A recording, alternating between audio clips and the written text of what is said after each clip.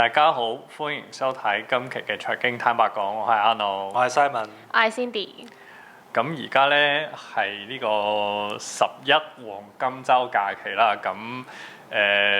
尋日呢，即係10月1號呢，都有74萬嘅呢個內地客入咗嚟香港啦。咁而家呢，其實內地呢係好興用啲小紅書嘅。咁其實我諗好多遊客呢都係跟住呢個小紅書上面講嘅一啲攻略啊，咁樣係嚟香港旅遊啦。咁其實我發現有一個比較得意嘅嘢，就係而家係好興一啲窮遊香港嘅呢啲咁樣嘅，即係好多嗰啲 post 係講緊啲窮遊啊，有啲講100蚊，有啲講300蚊一日咁樣就可以搞掂啊，同埋包埋好多個景點添。咁大家點樣睇而家即係呢一種，即係以前好似唔係咁噶嘛？以前係內地客即係入嚟香港係排隊去買啲奢侈品啊，或者係即係會過夜啊。咁而家興咗一啲咁樣嘅窮遊，即係大家覺得咁樣嘅方式對香港旅遊個經濟有幾大幫助呢？其實咧，我自己都會睇下啲小紅書嘅，因為其實而家小紅書上面會有好多資訊啦，即係其實係好似例如11黃金週，如果對香港本地人嚟講咧，其實係唔知道有啲乜嘢咁特別嘅活動，反而咧可能你要睇小紅書咧，你先會知就係哦，原來邊個商場咧就係你唔知點樣打卡咧，你就可以有啲襟章啊，之後唔知邊個商場咧又有嗰啲咩300蚊咧，你就可以減100蚊嘅 coupon 啊，你唔知點樣打卡啊，咁其實咧，我覺得呢啲嘢好多時候都要喺小紅書咧先可以睇到嘅。咁你話至於窮遊呢單嘢咧，我覺得其實而家基本上無論你去香港又好，去澳門又好，你就算返大陸又好，或者去出邊日本都好啦，其實都有窮遊系列㗎啦，因為大家嘅即係嗰個經濟咧，其實都真係唔係幾好嘅。不過我覺得呢幾日個股市其實都相對暢旺啦，係啦，咁所以其實我覺得其實呢次嘅黃金週啱啱好，再加埋股市嘅話，其實應該係會比往年會好啲嘅。咁但係我覺得窮遊呢件事就 keep 住都係會有㗎啦，因為後生仔真係冇咩錢。因為窮遊呢樣嘢其實一直以嚟都有㗎啦。你以前我哋香港好多人都會喺度講去日本窮遊啊，又食幾多餐松屋啊，跟住或者去歐洲窮遊啊，以杯麵為生啊，麵包為生啊，嗰啲咁一直都有嘅。咁你話呢個現象嘅話，咁其實你喺後生嘅層面上邊，大部分啦喺睇小紅書嘅都會係年紀有輕啲嘅。咁佢哋崇尚呢樣嘢，我唔係覺得太大分別。你話點解會有一個對比，係因為同之前即係疫情之前嗰個情況會有好大嘅分別。因為疫情之前嗰個情況，香港個旅遊業其實大部分我覺得係一個採購業嚟嘅，因為佢哋嚟呢，其實係以一個收貨係一個免稅嘅方式去嗰度做一個購入，但係隨住一個疫情啦，改變咗國內居民嘅一啲購買消費、購買一啲有稅商品嘅一個習慣之後呢，成件事已經重新再去 redefine 咗成件事㗎啦，所以你會覺得咁大分別。其實而家真係香港旅遊業先係見真章咯，即係撇除咗一班係純粹過嚟採購嘅人，咁而家係真係嚟嘅話咧，真係以睇香港特色啦。我見呢啲窮遊呢都嗰啲即係攻略都好詳細嘅，即係佢幾點至幾點，你搭咩車，跟住去邊個景點，咁即係譬如都話有包埋咩旺角啊、尖沙咀啊、中環啊、搭埋叮叮啊，跟住就又翻去啦，即係夜晚即係又翻去啦。咁其實我覺得都幾吸引嘅喎，即係。如果我係一個內地出生嘅人，咁我見到100-200蚊已經可以去玩一日嘅時候，我都覺得點解唔去試下咧？係咪先？係㗎，咁你有得平，做咩唔平啫？咁不過我見咧，其實即係我覺得有兩批嘅，有一批咧就係窮遊啦。咁我見咧，其實好多酒店啊，即係尤其是近海嗰啲啦，因為國慶咪有煙花嘅，其實佢哋都有推嗰啲咩2萬幾蚊嗰啲套票咧，即係你包房再加埋可能食嘢，你可以睇埋煙花咁樣，其實都係掃晒嘅，即係我見。咁我覺得。即係我覺得比較兩極少少咯，即係可能有一堆人咧就係豪玩嘅，有一堆人就係平玩嘅，其實都有嘅，我覺得。因為嗱你純粹追求窮呢樣嘢咁樣就一定冇得講㗎啦，即係話你一定使最少錢，咁呢個你當係 marketing 嘅 gimmick 啦，喺小紅書度做。但係一般嚟講，佢唔會真係為咗即係好似話嚟到香港就係要買一支水，跟住就睇晒成個煙花翻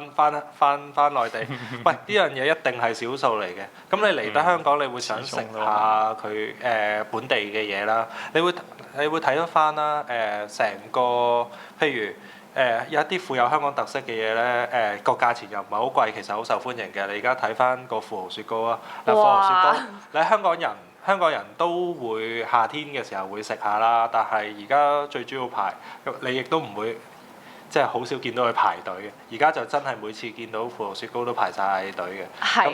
而富豪雪糕。你對香港人嚟講都唔係平啦，咁但係佢比一般雪糕成個都會有一個 mark up 喺度啦，成個 mark up 咗起碼最少50% 啦。但係啲人都願意俾錢嘅喎，咁呢樣嘢喺軟雪糕嚟講，佢唔係平嘅喎，佢直情係貴嘅，即係佢呢個質素嘅軟雪糕係貴嘅喎，啲人都肯俾錢嘅，即係講明咗一樣嘢，其實內地嘅遊客其實佢係追求緊嘅嘢係一啲喺佢哋過往喺內地生活嘅時候唔同嘅一啲體驗咯，而唔係純粹平啊，或者係純粹一啲好要追求豪嘅嘢咯，係。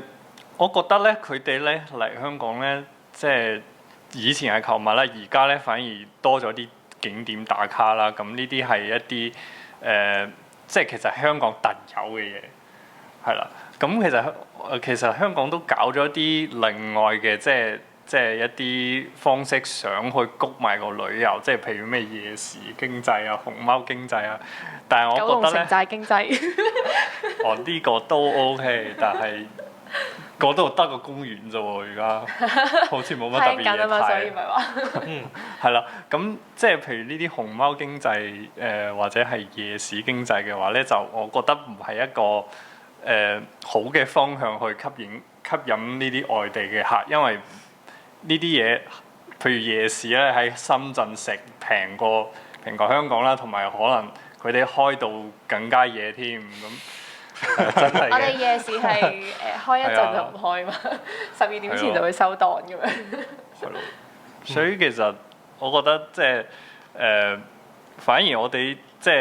係可能係要 promote 香港旅遊嘅時候，可能要真係多啲將香港特色嘅嘢，即係譬如一啲有特色嘅建築啊，或者係一啲有特色嘅飲食啊，去推咯。反而唔係話要一啲人哋有嘅嘢，譬如熊貓，即係香港有4隻熊貓，咁係即係順便睇下 OK 嘅。但係如果係專門想睇熊貓，我覺得佢哋去四川咯，不如。阿龍你呢樣嘢講中個重點，其實真係你睇熊貓一定係諗起四川，係啦，你唔會為咗你除非好近啦，咁你喺住深圳，你又想睇一睇熊貓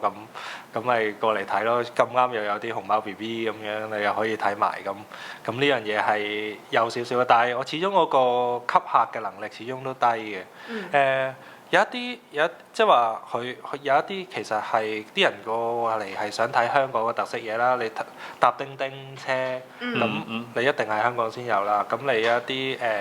以前殖民地嘅中西合璧嘅建築，咁呢樣嘢可能係香港先有啦。咁呢啲佢哋會好崇尚啦，而呢啲大部分都唔使錢，或者好平咯。係啦，咁呢類型嘅其實